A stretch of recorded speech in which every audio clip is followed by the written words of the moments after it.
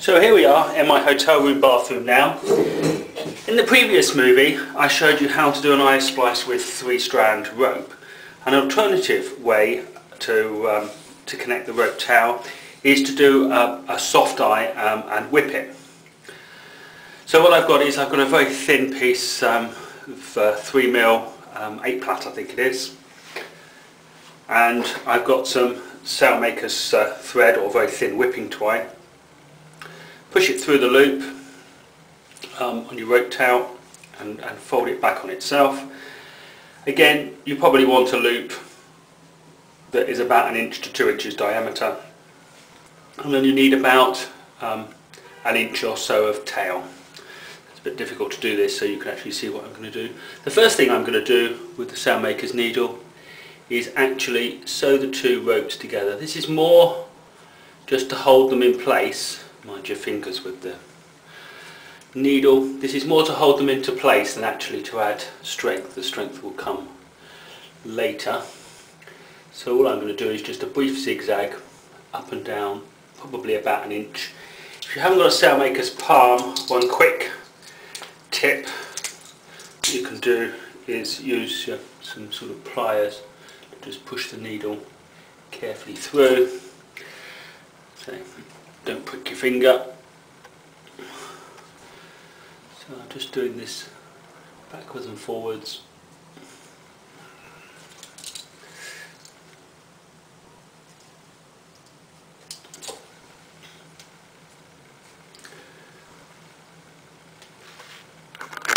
So here you can see I've sewn it back about 1 inch, 1.5 inches. This splice is easier to do than an eye splice, but it's not anywhere near as elegant. So I've got back to there. All I'm going to do now is go around. Probably got a bit too much, tangling up.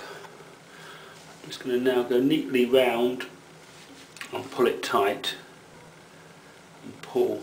So I'm going to go do another turn and just really whip round like this. Keep it nice and compact and tight together.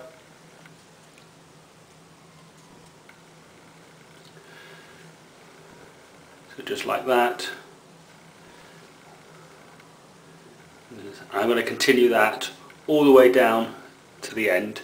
When I get down to here, I'm going to fold that piece of rope in so that it's out the way and it anchors it.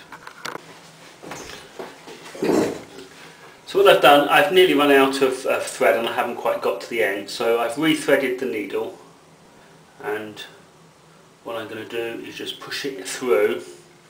What I want to do is tighten, to pull this end off tight so that it doesn't come undone. So I'm just going to thread it through,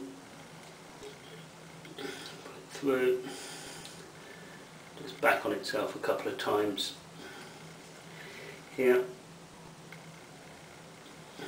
So hopefully you can see what I'm doing, my hands aren't too much in the way. If I just go back through there, that will create a half hitch on the rope. I should say rope, it's actually whipping twine. Go back to the knife on here, which is that one, so I can then just trim that off neatly. So you can see the piece I had here I've done up inside. It's actually quite neat. That would be quite sufficient for supporting the loop. The problem is it leaves this end a bit free. So what I'm going to do is just re-go into it here and then just whip round and up to here and do that. So what I've done now is I've sewn a new piece of rope backwards and forwards. I've got the tails which I've just turned forwards, so now I'm just wrapping it round as tightly as I can again. It's unfortunate that in order to do this it's difficult to see what my hands are doing. I'm just going round, packing it tight, pulling it down with my fingernail, pulling it nice and tight. Going round. Normally you can do 2 or 3 turns, and then what you find like this, is that the standing part of this gets tangled around here, so you have to then untangle it and do another couple of turns. Try and keep it as neat as you possibly, and tight, really tight is quite an important thing. Just keep going. So I'm just going to keep going in this. So I've now come, the whipping goes all the way to the end, and I'm just going to put it around that strand, and I'm going to tie it onto there. Let's put a clove hitch on there. So that's one hitch of the clove hitch. Really just to try and make it as neat as possible.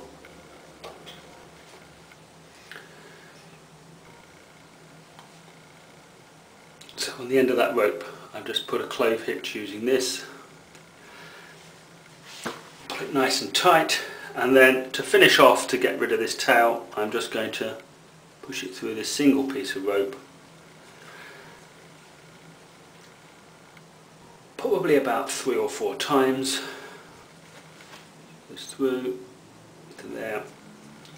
And I'm going to go back on myself.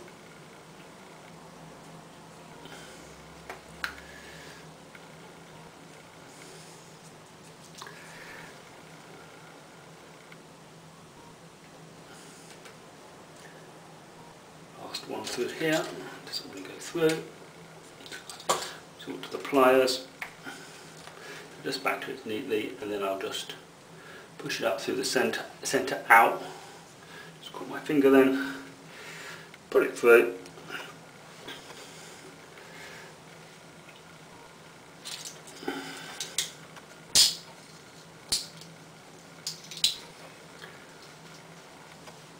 And just trim it off. So that's a whipped eye completed. So as I say, I sewed backwards and forwards to here. I've then whipped it all the way around neatly, come to the end, tied a clove hitch here, gone backwards and forwards 3 to 4 times in here, bring it around, and then just pushed up the tail into here, pulled it tight so it's all caught up. The big disadvantage of this type of eye over an eye splice done in 3-strand rope is that you get this clunky bit here.